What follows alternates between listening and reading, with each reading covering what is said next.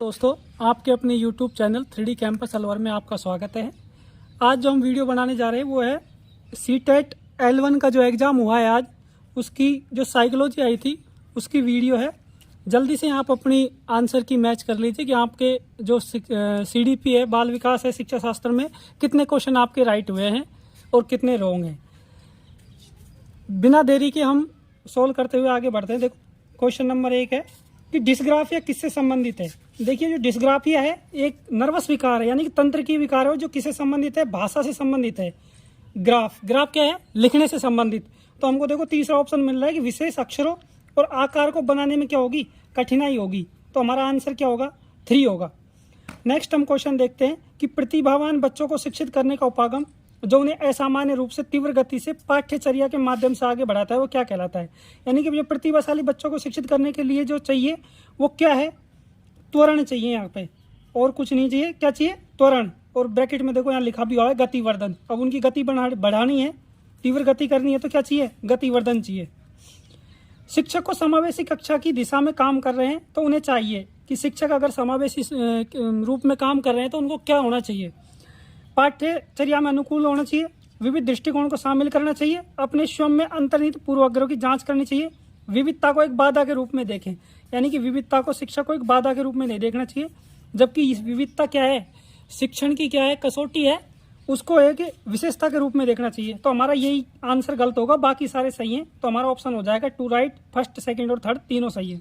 Next question देखते हैं चौथा कि शैशवावस्था में सामाजिकरण की खाली डैश दिया हुआ है, संस्था प्रमुख रूप से महत्वपूर्ण है, जबकि बाल्यावस्था में समाजीकरण की संस्था कौन सी महत्वपूर्ण है।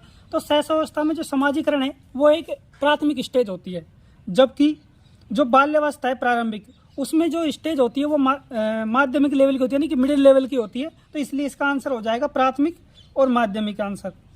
नेक्स्ट सवाल देखेंगे हमारा जो नेक्स्ट सवाल देखेंगे हम, 5वां सवाल है ले वाइगोत्स्की के अनुसार क्या है। तो सवाल देखेंगे हमारा कि वाइगोत्स्की के अनुसार वाइगोत्स्की किस पे बल देता है। सामाजिक कारक भाषा विकास को प्रभावित करता है परंतु संज्ञानात्मक विकास को नहीं, ये हो नहीं सकता।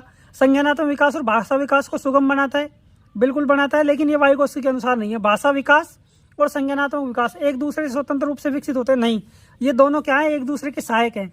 भाषा विकास संज्ञानात्मक विकास को सुगम बनाता है, बिल्कुल ये ऑप्शन हमारा राइट होगा कि भाषा का विकास है जो कोग्निटिव डेवलपमेंट है उसको क्या करता है, सरल करता है एकदम। तो हमारा 4th ऑप्शन सही हो जाएगा।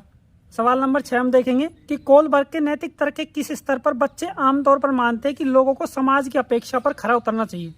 यानी कि जो नैतिक विकास का सिद्धांत दिया था कोलबर्ग ने, उसके अनुसार समाज से क्या अपेक्षा रखते हैं बच्चे। तो कौन सी जो स्टेज है उसकी कोलबर्ग की जिसपे बच्चे सामाजिक अपेक्षा रखते हैं, तो वो हो जाएगी देखो कन्वेंशनल लेवल, यानी कि परंपरागत स्तर। परंपरागत स्तर पर बच्चे क्या रहेंगे, समाज की अपेक्षा पर खरा उतरते हैं। तो हमारा आंसर 3 सही हो जाएगा। नेक्स्ट सवाल देखेंगे हम 7वां।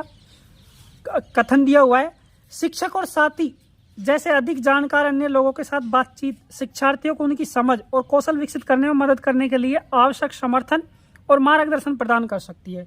अब इसका कारण दिया हुआ है कि सामाजिक संपर्क सीखने और विकास का एक प्रमुख घटक है। देखो बिल्कुल सही है, कथन और कारण दोनों मैच हो रहे हैं कि सामाजिक संपर्क सीखना विकास का एक प्रमुख घटक है। क्यों, क्योंकि शिक्षक और जो साथी हैं वो अधिक जानकार लोगों के साथ बातचीत करते हैं, शिक्षार्थी उनकी समझ कौशल को विकसित करने में मदद करते हैं और उनका समर्थन करते हैं। इसलिए दोनों ही सही हैं और ये आपस में क्या करते हैं, एक दूसरे की व्याख्या करते हैं, इसलिए हमारा आंसर नंबर 2 सही हो जाएगा। नेक्स्ट सवाल देखते हैं हम हमारा 8वां सवाल कहता है कि अधिगम के लिए आकलन का मुख्य लक्ष्य क्या है, कि अधिगम के लिए आकलन का लक्ष्य क्या है। तो देखो अधिगम के लिए आकलन का लक्ष्य क्या होता है कि विद्यार्थी को प्रतिपुष्टि प्रदान करना जिसका उपयोग अधिगम सुधार के लिए किया जा सके। यानी कि अधिगम सुधार के लिए हम अधिगम का आकलन करते हैं और विद्यार्थी को क्या देते हैं, फीडबैक प्रदान करते हैं। नेक्स्ट सवाल देखेंगे हमारा, किस आयु में बच्चे शब्दों के खेल में शामिल हो सकते हैं और ऐसे चुटकुले और पहेलियों को पसंद कर सकते हैं जिसमें शब्दों का खेल शामिल हो। देखो शब्दों का खेल शामिल हो उसमें बच्चे की आयु देखो लगभग 7 से 9 वर्ष के बीच में होनी चाहिए। तो इसमें देखो दिया हुआ है हमको 7 वर्ष, तो हमारा आंसर क्या हो जाएगा, 7 वर्ष। नेक्स्ट सवाल देखेंगे, कैरल गिलिगन ने कोलबर्ग के नैतिक विकास के सिद्धांत की आलोचना की है। देखो कैरल गिलिगन ने क्या किया है, नारीवादी दृष्टिकोण को अपनाया है। इस कारण देखो हमें सीधा आंसर दिया हुआ है, नारीवादी दृष्टिकोण किससे संबंधित है? कैरल गिनीगन से संबंधित है, ना कि कोलबर्ग से। अब नेक्स्ट 11वां सवाल देखेंगे। जीन पियाजे के अनुसार जो पूर्व संक्रियात्मक अवस्था है उसकी विशेषताओं में से एक कौन सी है जो कि एक स्थिति के पहलू पर ध्यान केंद्रित करने और दूसरे की उपेक्षा करने की प्रवृत्ति को संदर्भित करती है? तो ऑप्शन देखेंगे, कारण परिणाम का विश्लेषण।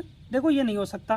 केंद्रीकरण यानी कि किसी स्थिति पर हम ध्यान केंद्रित कर रहे हैं तो ये कौन सी स्थिति हो जाएगी? केंद्रीयन हो जाएगी। यही हमारा आंसर मिल गया, आगे हमको ऑप्शन पढ़ने की आवश्यकता ही नहीं है। अब नेक्स्ट सवाल देखते हैं हमारा 12वां। प्रारंभिक बाल्यावस्था में वृद्धि डैश खाली स्थान दिया हुआ है और सोच, जबकि मध्य बाल्यावस्था में वृद्धि और सोच है।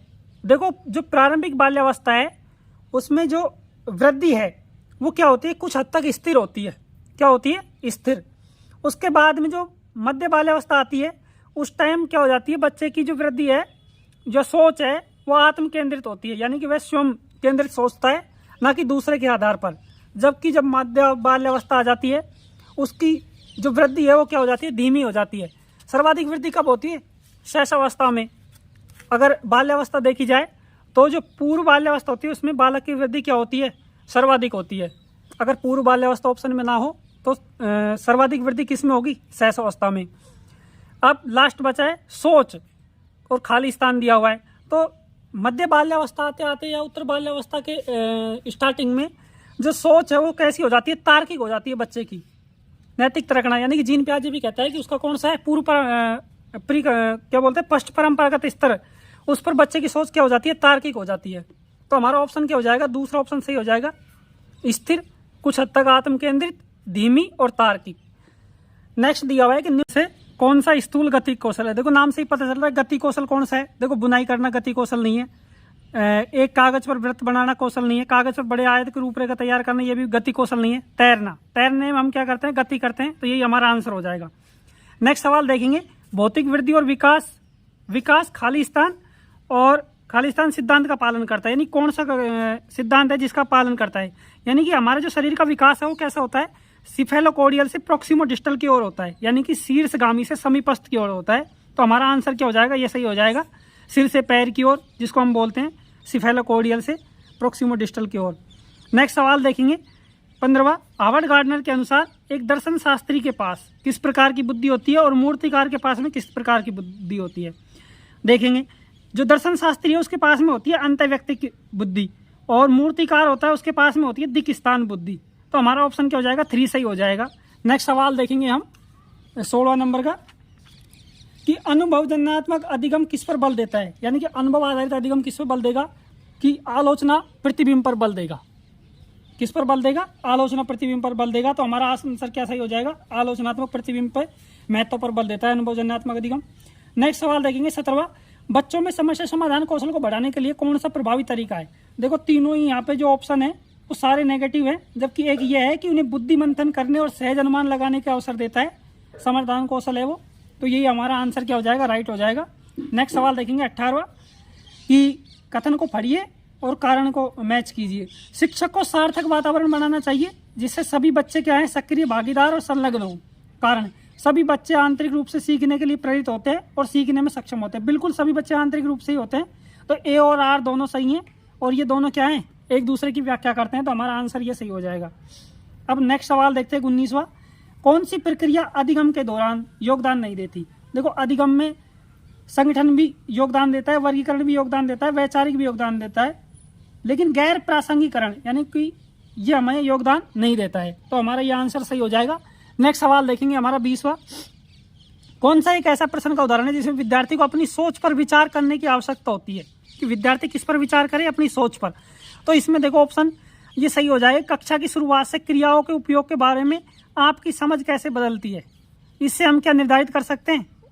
अपनी सोच पर विचार करने की आवश्यकता इससे डिपेंड हो रही है। तो हमारा 4 नंबर आंसर सही हो जाएगा। नेक्स्ट देखेंगे कि कौन सा विफलता के लिए आंतरिक आरोपण का उदाहरण है? कि आंतरिक रूप से अभिप्रेरित व्यक्ति कौन सा है इनमें से, उदाहरण में से? तो इनमें देखो सब बाह्य रूप से अभिप्रेरित है, जबकि एक ऑप्शन है 2 नंबर का कि मैं परीक्षा में फेल हो गया क्योंकि मैंने पर्याप्त पढ़ाई नहीं की। इसमें कैंडिडेट है वो क्या है, खुद मान रहा है, आंतरिक रूप से अभिप्रेरित है, इस कारण क्या सही हो जाएगा, 2 नंबर आंसर सही हो जाएगा। नेक्स्ट सवाल देखेंगे 22वां कि इस कथन को पढ़िए और सही विकल्प को ढूंढिए।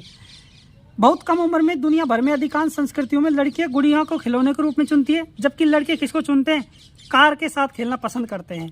कारण क्या है इसका, बच्चे किसी विशेष संस्कृति की अपेक्षा के आधार पर एक लड़के या लड़की के लिए उपयुक्त माना जाता है, इसके बारे में जानकारी व्यवस्थित करते हैं और उसके अनुसार व्यवहार करते हैं। बिल्कुल ये दोनों सही हैं, और आर है जो कथन और कारण की क्या करता है, व्याख्या करता है, इसलिए 2 नंबर ऑप्शन सही होगा। नेक्स्ट सवाल देखेंगे हम 23वां। वाइगोत्स्की के अनुसार बच्चों के में संकलनात्मक योग्यता के विकास में महत्वपूर्ण भूमिका क्या निभाती है, यानी कि जो संकलनात्मक सोच है उसमें क्या भूमिका निभा रही है। तो वाइगोत्स्की के अनुसार मूर्त पुरस्कार नहीं हो सकता, सामाजिक अलगाव नहीं हो सकता, मानकीकृत पाठ्यक्रम नहीं हो सकता, यानी कि सहकर्मी का सहयोग है वो ही संकल्पनात्मक योग्यता के विकास में क्या निभाता है, महत्वपूर्ण भूमिका निभाता है। देखो ये ऑप्शन पॉजिटिव दिख रहा है, बाकी सारे नेगेटिव की ओर जा रहे हैं। अगला सवाल देखेंगे कि वाइगोत्स्की के सिद्धांत के अनुसार आंतरिक वाक क्या है। देखो तीनों की तीनों जो ऑप्शन है वो सारे नेगेटिव की ओर है। एक चौथा ऑप्शन है कि बच्चों के लिए अपनी सोच को नियंत्रित करने का एक तरीका क्या है, आंतरिक वाक, यानी कि जब अंदर ही अंदर सोचते हैं तो अपनी सोच को क्या कर रहे हैं, नियंत्रित कर रहे हैं। तो हमारा चौथा ऑप्शन सही हो जाएगा। नेक्स्ट सवाल देखेंगे 25वां। 4 वर्ष की अपर्णा कहती है कि बटन जिंदा है। तो देखो पढ़ने से ही पता चल रहा है कि इसमें कौन सा चिंतन पाया जा रहा है, जीववादी चिंतन है। आगे हमको देखो पढ़ने की आवश्यकता नहीं है, और उसकी शर्ट एक साथ बांधने में मदद कर रहा है। तो जीन पियाजे के अनुसार उसकी सोच क्या होगी, तो जीन पियाजे क्या मानते हैं, सजीव चिंतन को बल देते हैं, तो क्या हो गया यहाँ पे, जीववादी चिंतन। अगला सवाल देखेंगे 26वां कि स्वलीनता वाले विद्यार्थियों की विशेषता कौन सी है। स्वलीनता यानी कि ऑटिज्म रोग से जो ग्रसित होते हैं उनकी विशेषता क्या होती है, ये देखते थोड़े चिड़चिड़े होते हैं, किसी के पास भी चले जाते हैं, फिर बार बार आवर्ती को दोहराते हैं। तो देखो इसमें ऑप्शन तीसरा दिया हुआ है कि बार बार दोहराव और आवर्ती व्यवहार दर्शाते हैं, अपने आप में खोए रहते हैं, ये ऑटिज्म की क्या है, विशेषताएं। अगला सवाल देखेंगे 27वां कि शिक्षार्थियों के बीच समालोचनात्मक चिंतन को सुगम बनाने के लिए शिक्षक को उन्हें विविध परिस्थिति और विभिन्न दृष्टिकोण से अवगत करवाना चाहिए। बिल्कुल, जब विद्यार्थी विविध मतभेदों के बीच बातचीत में संलग्न हो तो वे समालोचनात्मक और रचनात्मक रूप से सोचने की अपनी क्षमताओं को सीखते और समृद्ध करते हैं। बिल्कुल सही है। देखो कथन और कारण दोनों मैच हो रहे हैं, तो इस कारण हमारा ऑप्शन क्या हो जाएगा, 2 सही हो जाएगा कि ए और आर दोनों सही हैं। आर ए की क्या कर रहा है, सही व्याख्या कर रहा है। नेक्स्ट सवाल देखेंगे 28वां कि अधिगम का प्राथमिक लक्ष्य कौन सा होना चाहिए। अधिगम का लक्ष्य कौन सा होना चाहिए, देखो तथ्य को रटना नहीं होना चाहिए, बाकी तीनों देखो नेगेटिव आ रहे हैं। यंत्रवत याद करना नहीं होना चाहिए, समकक्षों के साथ प्रतिस्पर्धा भी नहीं होनी चाहिए, क्योंकि इससे क्या होगी, हीन भावना ग्रसित होगी। चौथा ऑप्शन दिया हुआ है समालोचनात्मक चिंतन का विकास, बिल्कुल यही होना चाहिए। अधिगम का प्राथमिक लक्ष्य समालोचनात्मक चिंतन का विकास करना चाहिए। नेक्स्ट 29वां सवाल है कि बच्चे सबसे प्रभावी ढंग से तब सीखते हैं कब, जब हम उनको अमूर्त से किसकी ओर ले जाएं, मूर्त की ओर ले जाएं। तो हमारा देखो ये ऑप्शन सही हो जाएगा, अमूर्त से किसकी ओर ले जाएं, मूर्त की ओर ले जाएं, तो ये बच्चे सबसे ज्यादा सीखते हैं। विद्यार्थियों की सीखने की शैली में विविधता, नेक्स्ट क्वेश्चन क्या कह रहा है कि सीखने की जो शैली है उसमें विविधता है, उसको क्या कहा जाए। देखिए इनकी उपेक्षा की जानी चाहिए, सीखने में एक रूपता लाने का प्रयास किया जाए। देखो सीखने में एक रूपता नहीं लानी चाहिए, क्योंकि अलग अलग बच्चे अलग प्रकार से सीखते हैं। शिक्षण अधिगम प्रक्रिया के दौरान ध्यान में नहीं रखा जाना चाहिए, बिल्कुल ध्यान में रखना चाहिए, ये भी नेगेटिव है। शिक्षण अधिगम प्रक्रिया में बाधा और अवरोध के रूप में देखा जाना चाहिए, नहीं, ये एक सुगमता की ओर ले जाते हैं। इसलिए शैली में बचा कौन सा, हमारा एक ऑप्शन बचा कि सीखने की शैली में विविधता को क्या दिया जाना चाहिए, महत्व दिया चाहिए, और मानव विविधता के प्रतिबिंबों के रूप में देखा जाना चाहिए। देखो यहाँ हमारे CDP के 30 क्वेश्चन पूरे होते हैं, आप सबने मिला लिए होंगे किसके कितने सही हैं और कितने गलत हैं। आप अपने इस YouTube चैनल को ज़्यादा से ज़्यादा लाइक करें और सब्सक्राइब करें, अपने दोस्तों तक शेयर करें, जिससे वो भी अपने आंसर मैच करवा लें। ठीक है, धन्यवाद। आप सभी वीडियो में कमेंट करके बताएं कि आपके CDP में 30 में से कितना क्वेश्चन सही बैठ रहे हैं। अब बहुत जल्दी ही हम आपको नेक्स्ट वीडियो प्रोवाइड करवाएंगे, जिसमें भी जो सेकंड पारी के CDP के क्वेश्चन हैं वो शामिल होंगे, जिससे आपको आने वाली जो टीचर भर्ती है, ये MRS है, DSS भी है, उसमें आपको फ़ायदा हो। जल्दी से जल्दी हम आपको वो वीडियो प्रोवाइड करवाएंगे, और आप बताएं जल्दी से जल्दी कि आपके कितने क्वेश्चन दोनों पारियों में दिया हुआ है, एग्जाम तो कितने बैठ रहे हैं। आप सभी का बहुत बहुत आभार, धन्यवाद। अपने चैनल को ज़्यादा से ज़्यादा लाइक की ओर ले जाएं और सब्सक्राइब करें।